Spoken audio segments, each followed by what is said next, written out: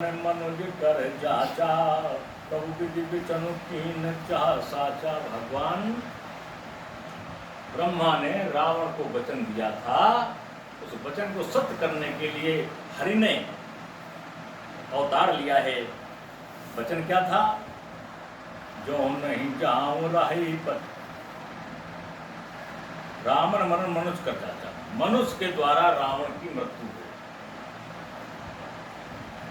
और भी वरदान था, देव धनज इंद्र किन्नर ये कोई न मार पाए, भालू बंदर ये कोई न मार पाए। मनुष्य द्वारा मृत्यु और मनुष्य की सामर्थ्य नहीं थी।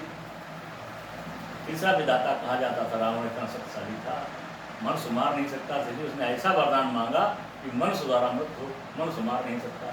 तो भगवान ब्रह्मा के वचनों को पूरा करने के लिए ब्रह्म को अवतार लेना पड़ा, हरि को अवतार लेना पड़ा। तो जो नहीं जाऊं राही पछतावा, अगर मैं उस ब्रह्म को देखने नहीं जाता हूं तो मुझे बड़ा पछतावा रहेगा।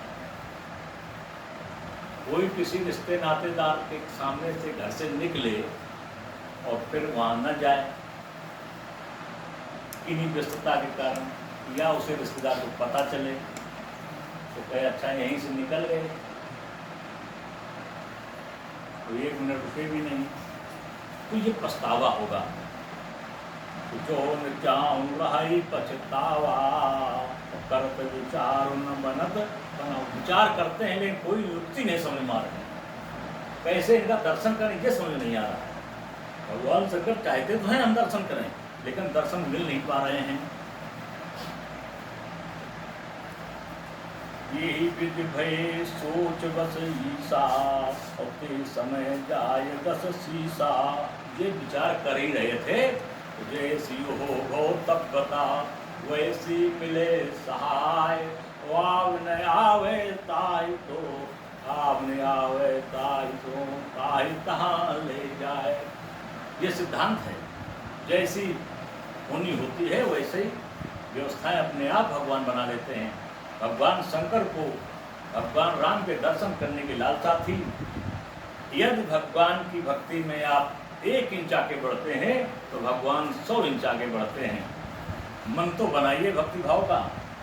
संकीर्तन को सुनने का मन बनाएंगे, संकीर्तन में आनंद ही आनंद भर जाएगा। ऐसी प्रभु की अपनी इच्छा है, लेकिन उसी को आनंद मिलेगा जिस पर प्रभु की कृपा होगी। तो क्या हुआ? भगवान शंकर चाह रहे थे मिलना, युक्ति नहीं समझ में आ रही थी। उसी समय रावण ने क्या किया? रावण यही विधि भय लीन नीति मारी चही संगा भयो तुरत सुई कपट कुरंगा। उसी बीच मारीच को साथ में लिया रावण ने, उसी बीच मारीच को साथ में लिया रावण ने और पहुंच गया कहाँ? जहाँ सीता थी। कर छल मूड़ हरि बेदेही प्रभु प्रभाव तस विदित नत्तेही।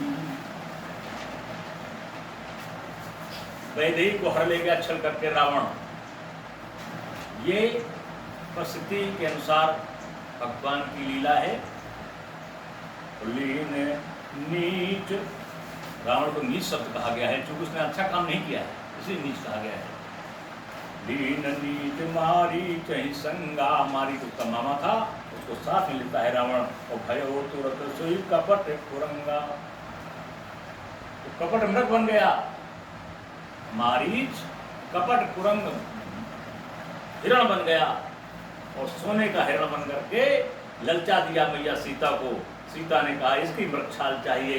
भगवान राम ने कहा इसकी क्या छोटी सी बात है। धनुष बाण उठाया, मृगछाल लेने की दौड़े और दौड़ करके वहां पहुंचते हैं। मृग बधे बांधो सहित हरियाए, आश्रम देख नयन जल छाए। कर चल मूड़ हरि बेदेही प्रभु प्रभाव तस विदित नत्तेही। जैसे ही मृग के पीछे भगवान राम गए तो जब मृग ने सोचा मेरे प्राण ही निकल रहे हैं, जैसे बाण मारा तेजी से चिल्लाया हा राम हा राम।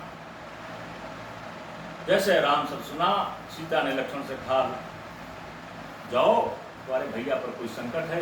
लक्ष्मण भी लक्ष्मण रेखा खींच करके चले गए। वैसे ये आया, भेष बनाया रावण ने भिखारी का, भिक्षा मांगी। जैसे ही भिक्षा माता जी देने लगी तो उसी लक्ष्मण रेखा से जलने लगा। तुरंत पैर पीछे कर लिया, तुरंत बोला मैं बदी भीख नहीं लेता, मैं ऐसा वैसा भिक्षार्थी नहीं हूँ, ऐसा वैसा महात्मा नहीं हूँ, बदी भीख नहीं लेता। माता सीता ने जैसे ही भिक्षा देने के लिए पैर आगे रखा लक्ष्मण रेखा के बाहर, वैसे ही इसने रथ में बिठाया और वैदिक ग्रहण कर ले गया।